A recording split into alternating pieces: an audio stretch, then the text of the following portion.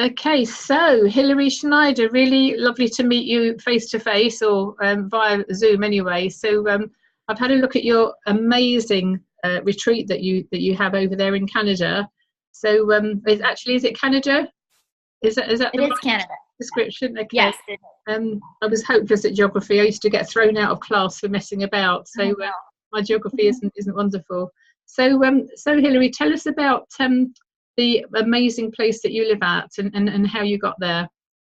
Yeah, so I live on an 80 acre, I call it a retreat ranch, because it was a ranch and I've turned it into a retreat center. And I'm just in British Columbia, Canada, so on the west coast of Canada, in the interior of British Columbia, which probably doesn't mean a whole lot to your listeners, but I'm the major city I'm sort of close to, about 4 hours away, is Vancouver, Canada.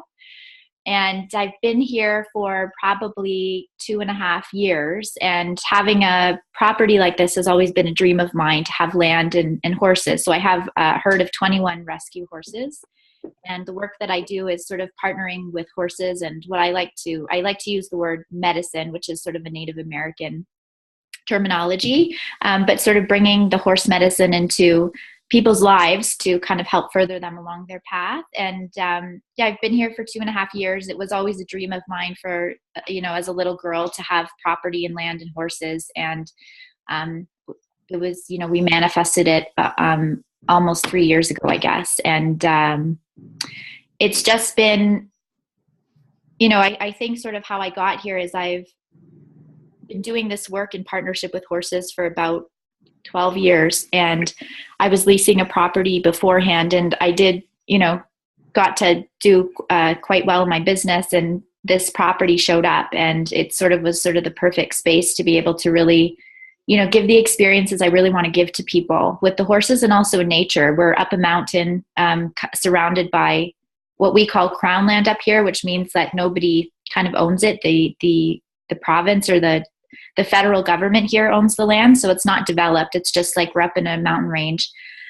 So I believe in the potency and power of nature, and also horses. And so it's a great opportunity to give people experiences that I think are powerful for them, and give really good medicine. So that's kind of the short version of how we ended up here and what we do.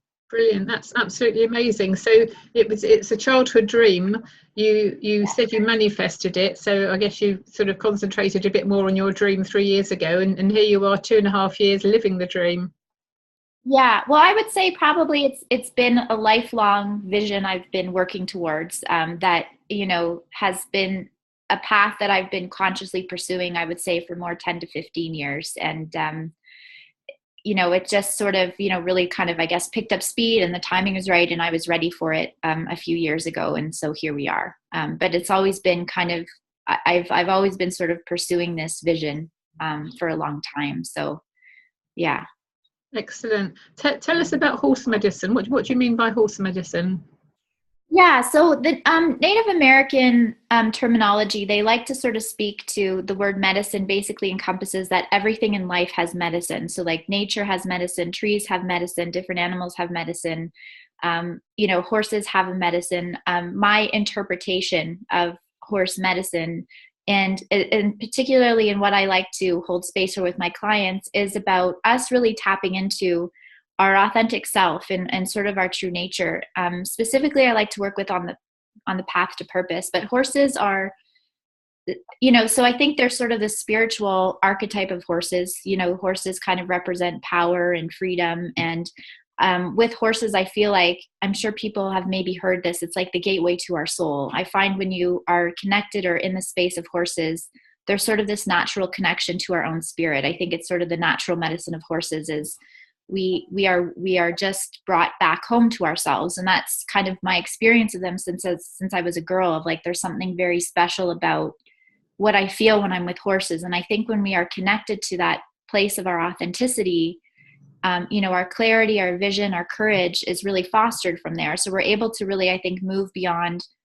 I think as human beings, the places we get stuck a lot is our own fears and our limitations, right? Of what we've been conditioned to, or what we've kind of made up about who we are, that is sort of filtered through our ego. And so it's not a real pure mirror.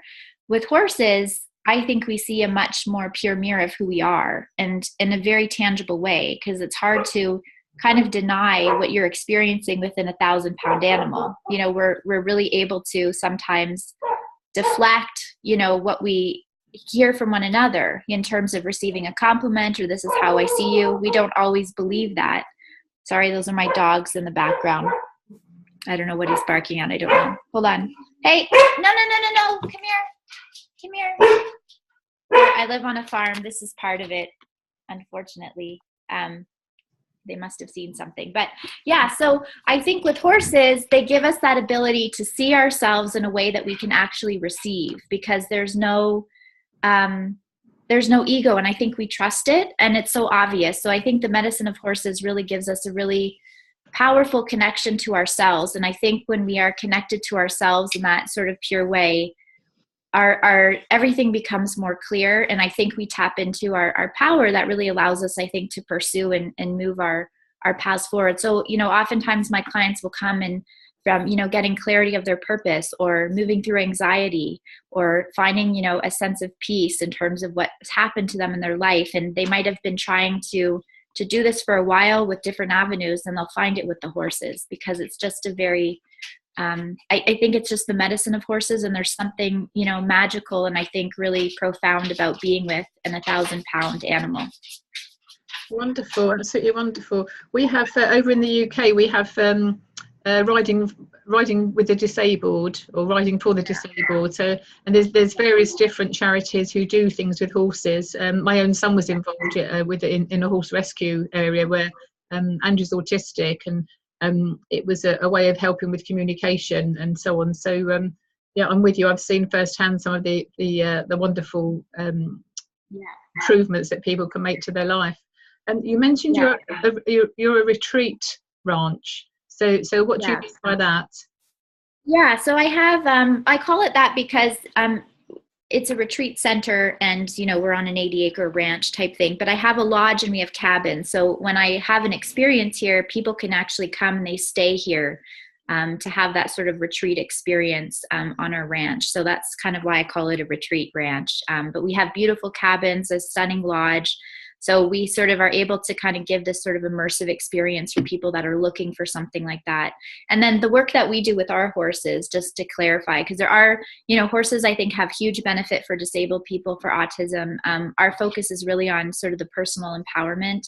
And we do, all of our experiences are done on the ground. There's no riding. So our herd is all rescue horses. So most of them are not rideable anymore. So we sort of have, you know, give back to horses. So you don't have to be a horse person to benefit from, you know, the experience with horses. And the experiences that we facilitate are all done on the ground. So there's no riding. And we sort of teach people, part of it is how to be aware of how to be around horses safely. And that teaches like a whole level of self-awareness and boundaries that kind of gets encompassed and blends into what might be showing up in their life. And our horses are at liberty, which means they live as a herd in 50 acres. And so I take people out and we literally go out and spend time with the horses, and we see what happens and which horse shows up for which person. So another thing for me is I pay attention to the significance of each of my horses, and each of my horses I think has a medicine. So there might be a horse that, you know, is about boundaries, or a horse that's about leadership. And so when we go out there,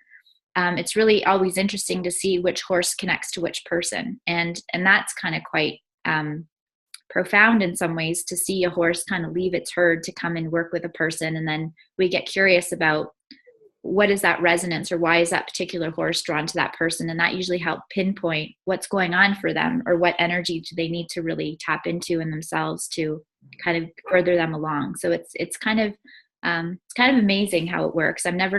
I've been doing this for years, and I'm never not blown away by what I see in the field. Wow. So do you have any qualifications in counselling and stuff like that? Because I would imagine that for some people there'd be an awful lot of unburdening and perhaps crying and, you know, self-realisation and all this sort of stuff. How do you manage that side of things?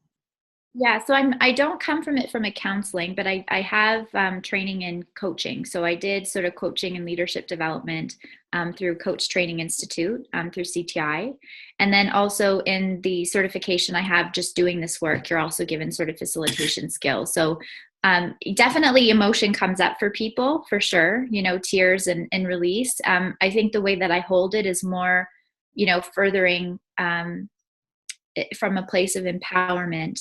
If somebody has sort of like a really deep issue, usually they're either working with a therapist alongside of this experience, so they have that space held for them, or I can kind of recommend that and sort of stick to what I feel competent to hold space for. But yeah, I've had extensive training and facilitation and coaching through kind of various programs. So yeah. Okay. Sounds as though everybody's in very safe hands with you then, which is wonderful. So how long does a typical retreat last for? It depends on what kind of retreat it is. So I have my group retreats that are usually 3 or 4 days, and I have private retreats that I do 2-day retreats. I've had up to 5 days. So it really depends on, what people are looking for in experience, what their budget is potentially, and how much time they have to spend. So we do private and group retreats. Our private retreats are customized to the person, and our group retreats are usually 3 or 4 days, especially because people are typically traveling to us. We have people traveling to us from mostly North America. We have had international, so they usually want to stay here for at least 3 to 4 to 5 days if they're traveling that distance. Okay, and they stay in one of your lovely cabins, I guess.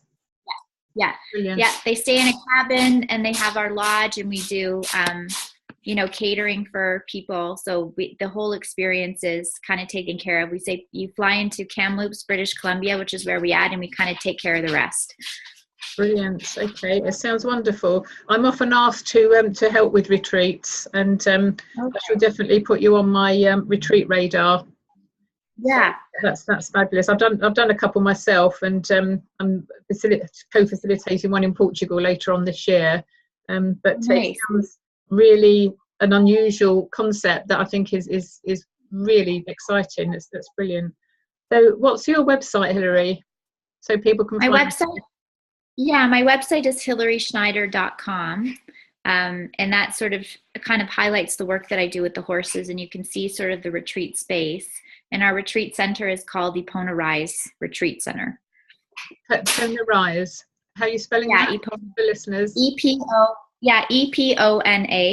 Epona, who's actually the Celtic goddess of horses. So that's who kind of we named ourselves after. Yeah. Okay, so Epona Rise. Epona Rise Retreat Center. Retreats. Okay, brilliant. Okay, so you had this childhood dream. I mean, did you grow up on a farm or a ranch or anything? Where did the love for horses come? No, I didn't. I think I was like a lot of little girls who I think grow up and they feel this draw to horses. So I was very similar. I think, my mom loved horses. So I remember we lived sort of in an area where there was horses. And then I spent my summers as a kid going to summer camps with horseback riding, but I didn't live on a farm. I think it was actually a phase my parents and family thought I would grow out of eventually, and I just never did. So so summers were spent on summer camps, but I didn't actually get my first horse till I was 27. Okay, without wishing to be rude or whatever the word is, you don't look much older than 27 now, to be honest, Hillary. I know, I look very young. I'm 35, but I know I look and sound younger than I am. Yeah, which is a blessing, and it's something to most of us aspire to. I'm way past that now, but yeah, it's lovely to hear you speak, and when you're talking you light up about your topic, and that's so important for people to be passionate, isn't it, about what they're how they live their life. I really think, and especially it's not as fulfilling and as beautiful as my life is. It's hard work, I think, to be constantly having to support yourself and follow the path of your purpose and in your dreams. It's not easy. It's not a walk in the park. So I think your passion, and I think that connection to purpose is important to be able to work through those things. So I am very passionate about my work. I believe in it. I think I've witnessed some amazing things with it. So that kind of keeps me going, through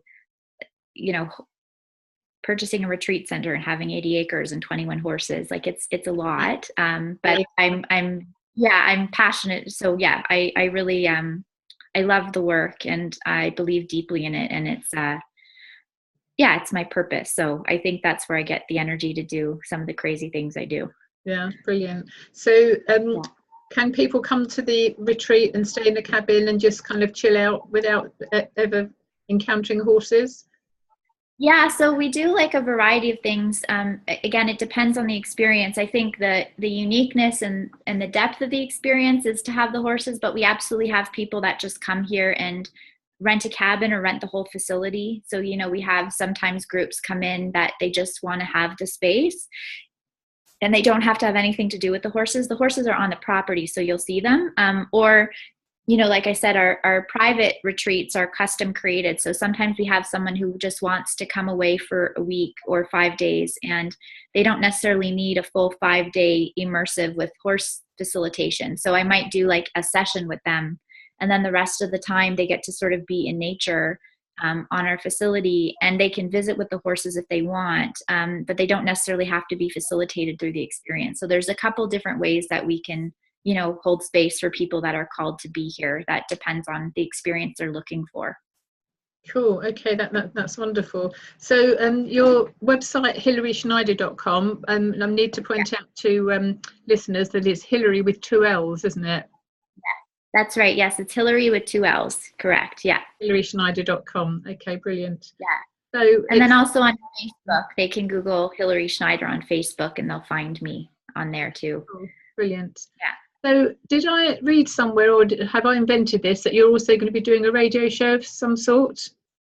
I am. Yeah. I just kind of had this, I actually dreamed about a podcast. I think it was like my, spiritual guide saying you need to do this a few months ago. And so it's taken me a few months, but I'm starting a podcast called Women Who Run with Horses. And basically it's sharing, it's sort of that play on, the archetype of the horse, but I also want it to be about just the quest to purpose and women's quest to purpose and, speaking to other women that maybe have nothing to do with horses, but are pursuing a path of purpose to inspire others. So I think there's, sort of that play on Women Who Run with Wolves, like kind of a similar type of thing like that. So I will be launching that soon, within the next month. I'm just, getting sort of some episodes recorded, and then that will be another way people can kind of tune in or follow the journey if they are interested about it. So I'll be sharing some pieces, and I'll also be, kind of interviewing other women that are doing some inspiring things with their life to kind of inspire others on their journey as well. So that's coming. Amazing. Yeah. Absolutely. Well, you say you've got lots of energy and you need your energy, but having a vision and a focus is equally as important, because so many people go off track. And as women, we get interested in so many bright, shiny things. We end up darting here, there and everywhere. I've done it myself many times, but it's taken me all this while to get to know what it is I want to do, what I'm good at, what I'm not good at as well, and it's looking at the whole life in the round, isn't it? And then not spending time doing things that don't serve you, because what's the point? We're not going to get that time back, are we? That's right. Yeah, for sure. And I think the focus and the vision is so important for us to have, because I think it directs our energy. And yeah, I'm definitely somebody sometimes where I can have multiple things sort of pulling at me and which way to go. So I think it helps to sort of have a core understanding of, what your vision is and, like you said, what you're good at and what you feel passionate about, and kind of, walk that path. Brilliant. Okay, well, I shall look out for you on Facebook. Well, that's how we connected, through Facebook. But I shall put a post out there about our conversation. And next week, my show is on Tuesdays 4 till 6, elasticfm.com. So this recording will be on the show, and you will be my first recording that's going on a show. I normally have live guests in the audience, in the studio. So you will be my first recording, assuming I've pressed all the right buttons, that is. Yeah. So there we go. I'll send you a link. Perfect. So we'll look for you on Facebook. We'll look at hillaryschneider.com. We'll look at eponeriseretreats.com. And you never know, I may come out and have a retreat with you. It sounds wonderful. That would be wonderful. Okay, well, lovely to meet you. You too. Thank you for being on the show.